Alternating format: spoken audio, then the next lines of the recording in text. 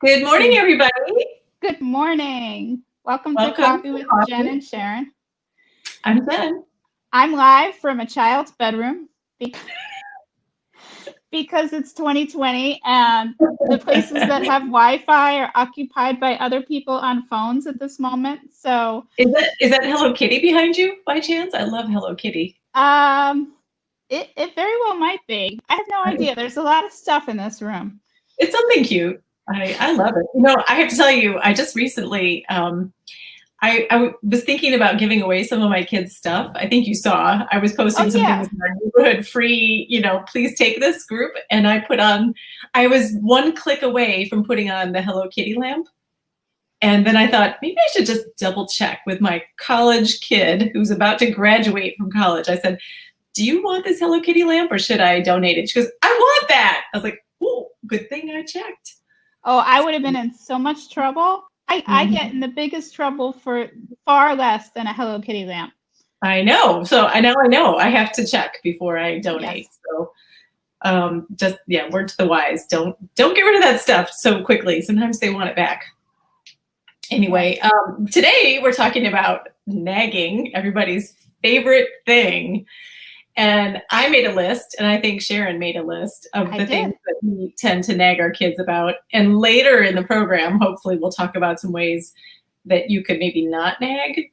But I'm a little short on solutions, so it's going to be heavier on the problem. I've got them all, Jen. We're all good. set. Oh, thank God. I think that's for sure. 100% cured in this house. What is nagging anyway? No, right? Exactly. Done. So it's yesterday.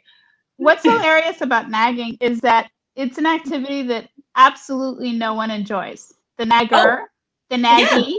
Yeah, exactly. So at the bottom of my list, I had a thought that was like my wrap-up thought, but I'm going to lead with it since you gave me the perfect segue, which is nagging is like telemarketing. Nobody wants to be the telemarketer and nobody wants to get the telemarketing call. But obviously, on some level, it works because it's still a thing. And it's been with us since the dawn of time, both telemarketing and nagging. So I think the first before there were phones, there were probably megaphones where people, actually they did. They walked around selling things, right? Yelling, shouting. Right. They're like, hey, do you want this great stick I found? It's great for getting ants out of the log so you can have a snack. I'm sure of it. So kick us off, Jen. Why don't you tell us a few things on your nagging greatest hits list? I want to know what kind of nagging is going on in the Holbrook household. Oh, I actually wrote this down, but I'm sure I have many more. Okay. One thing is dishes. Mm-hmm. Okay, I'm not sorry. I'm adjusting because I'm sitting on the child's beanbag chair because I'm a little low. This is real life, my friend. All right, nagging. All right, they're home all day and they're eating all day, and there are dishes all day. And the dishes, despite my instruction that they should only go to eating places and not the basement where the videos are, one thing. And even if they make it into the kitchen, do they make it into the dishwasher? And they like to cook. My children like to cook. I should be so happy, right? But they don't necessarily wash. They don't really wash their lunch dishes. So then I come down to make dinner, and there's all these dishes, sometimes the ones I want to use. And I've been instructed recently not to tell one child that the dish is up.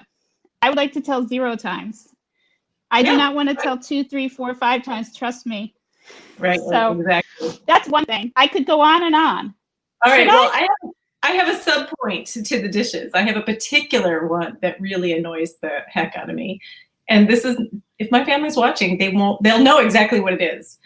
But it's on my list as drinking glasses Oh. Drinking glasses in particular. For some reason, everybody in my house has a need to get a fresh glass every time they want to take a sip of water, one sip of water, and then they put the glass on the counter. And then hours later, or even minutes later, they come back in the kitchen. And because people have left their drinking glasses on the counter and they look quite alike, oh, I don't remember which one was mine. I'll just get another one. And by the end of the day, we have no drinking glasses. The counter is full because nobody wants to put away somebody else's glass that they might have been saving. So before I can make dinner or anything else, I spend 10 minutes just putting drinking glasses in the dishwasher. So, I mean, I had a very simple solution to this, which was everybody has a drinking flask of some kind, like a hydro flask or a tumbler. They all look different, so you know which one is yours. Just use that one all day, same one. It worked for like 10 minutes. I don't understand. I have no... That's brilliant, Jen. I know, it didn't work though. I mean, I think I have these great solutions, but nobody didn't work. No, not so much. I mean, I was thinking about those. Did you ever see those wine glass charms? Yeah, yeah, same concept. It's something, yeah, like it's a little unique trinket kind of thing that you loop around the base of your wine glass. So if you're at a party with your friends and you put your wine glass down, you know exactly which one is yours. And I thought, oh, this is the solution. Yeah. What about like a rubber band or something, like a colored rubber band that you could put around your drinking glass so you know it's yours, but then you won't remember which is your color. I just know it. There'll be some reason it doesn't work. My mother used to, this is slightly off topic, but I'm one of 5 children, like I know you are, Jen. Yep. So everybody had a ton of white athletic socks, so everyone had their own color. And my mother would sew a few stitches of your color in the toe of the socks so that when they went through the laundry, she knew whose socks were whose. So I still remember that my color was green and all socks had green thread in them. That's awesome. That's like a Barbara Gray kind of solution. My mom would have done that too, I think. Although, oh my gosh. Mom, she my just gave name is Barbara too. Wait, what? Yeah. We have the same mother. We might have the same mother. Knew? Who knew? Barbara's with 5 kids who are, you know, I guess you have to be practical. What we should probably do is call our respective mothers about the drinking glass problem, and they will probably know the exact solution. Let's invite them on. Wouldn't that be hilarious? Oh, that would be. That would be so fun. Okay. I think we might have some tech problems if we do that. Should we go back to nagging? Yeah, let's go back to nagging. All right. Okay, you get another one. All right. So this one, I at least temporarily solved. So this actually, I might have some thoughts. So the bathroom cleanliness. Yeah. Okay, so we had all sorts of problems with the main bathroom that the children use. Messes, like unflushed toilets, which is disgusting. Toothbrushes left on the counter with gobs of toothpaste. You know, all kinds of things. So the other day I had it, and I said, "That's it. I'm fining $1 for each offense. If there is an unflushed toilet, $1. Wait, but who do you find? There's 3 perpetrators, potentially. Well, I don't want to throw anyone under the bus, but, you know, I have boys and girls. So if there's no toilet paper in the toilet, I know it was a boy. Say no more. And the toothbrushes, they each have their own, of course, so that I know who left their toothbrush out. Right. So, okay, it's been 2 or 3 days, and the bathroom has been clean. Wow. So that might actually be a good solution. Well, we actually have in our November, December issue, go to yourteen.mag, yourteenmag.com, and subscribe to our print issue. I think you can still get our November, December holiday issue if you subscribe today. But there is a parent, and that uses fines. So froze up a little bit. Oh, Jody has a comment for us. Yeah, I see that. Jody says, I like that going on a shredder around my house to find all the glasses that are no longer in the cabinet. I think she's saying she doesn't have to do that now because her kids are not at home. I'm not sure, but I'm not sure what her solution was. Maybe I think she was just venting. She just understands where we're coming from. And I have to admit, Jen, that I sometimes am one of the glass, culprits, because I'm in my office and I get a water glass, I get a cup of tea. There's a few glasses there.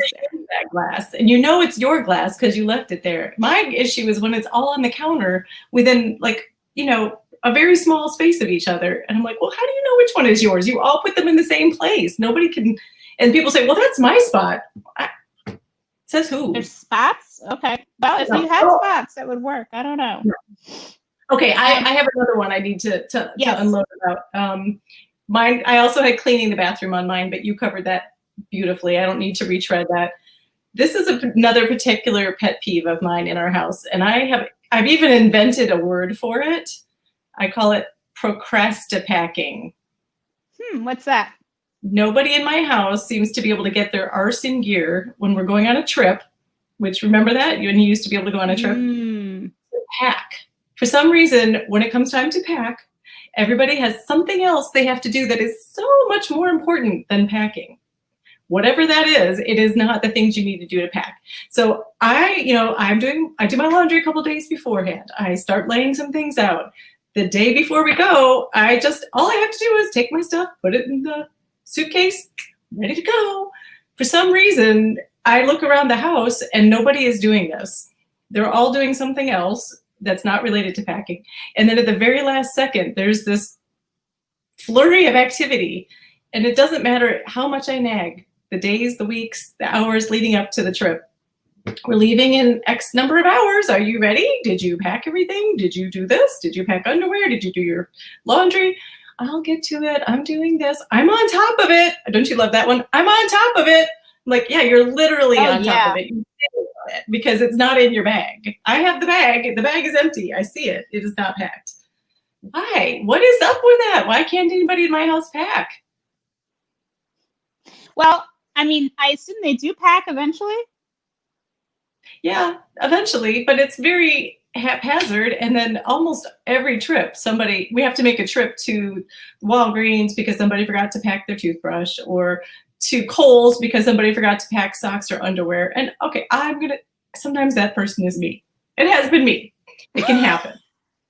But not in recent years. That was old me. Now I'm like, come on, people, make a list. Check it twice. Get your stuff in the duffel bag. Let's go. I want to go somewhere.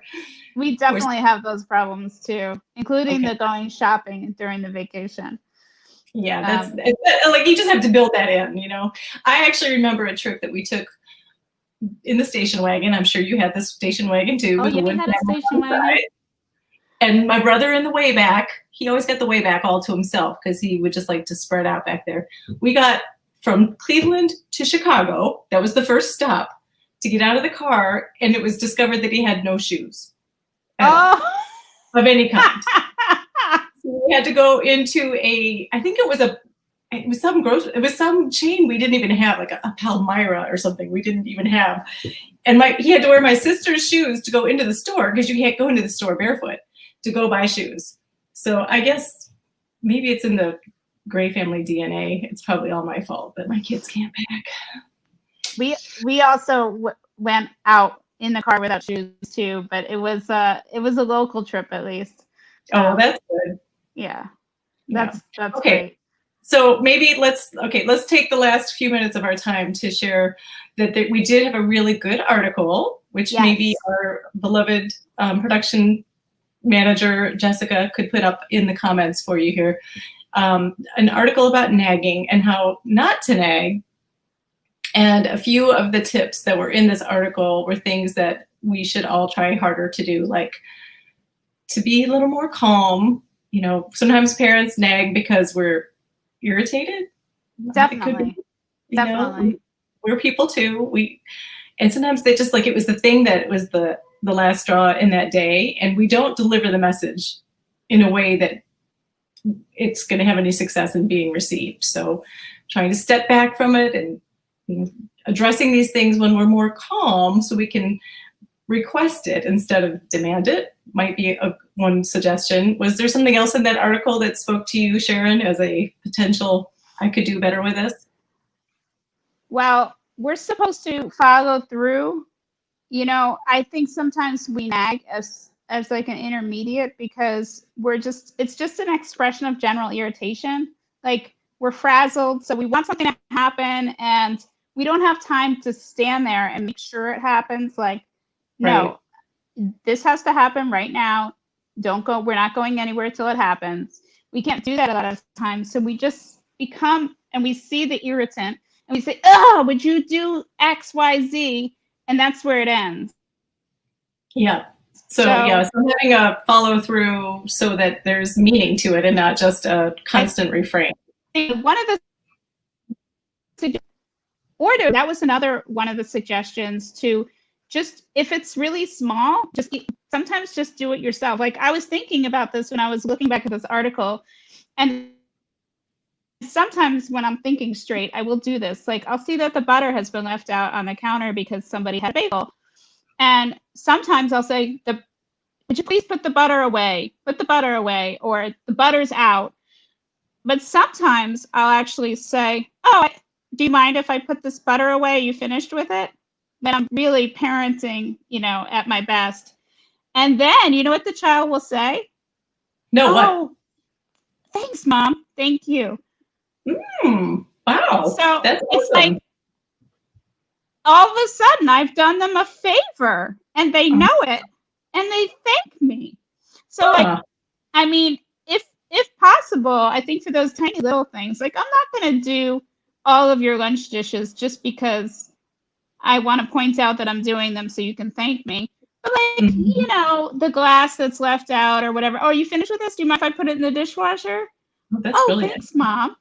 Yeah. So maybe sometimes it's okay to say, you know what, I see you're busy. I'm going to do you a little favor here, and I'm gonna help you with this a little bit. It strikes me that it could veer into slightly passive aggressive because it's like, oh, I'm doing this for you. Don't you see me doing the thing that you're supposed to do? Yes, I could see that happening. Yes. But I think if we are able to muster up a cheerful spirit, then it won't cross that line. So I can't always do that. Channel your inner Mary Poppins, maybe. Yeah, I mean, but there's only so much Mary Poppins to go around, and some days are better than others. Yeah, and that's the way it is. We're humans, we're parents, we all have irritants, and that's just the way it's going to be. So we're all doing our best, and sometimes the best thing you can do is just to vent to your friends about it. Yeah, because you can fix it. And you know what? I have to say, some of these things they do outgrow. They really do. And like the first time your kid puts away the dishes without being asked, or unloads the dishwasher without being asked, it's a beautiful thing, and it does happen. Oh my gosh, it really does. Well, I would love to hear those kinds of reassurances or words of wisdom. I would love to hear what other people are getting driven bananas by, and we would all love to hear solutions. So please share them with us. Yeah, we're your safe space to vent, and you can also tell us great ideas you have that worked for you. And if you want to read more about it, we have more articles at yourteenmag.com. And you also should sign up for our weekly newsletter at yourteenmag.com/sign up for our newsletter, which is our lovely production assistant, Jessica, put up here for us.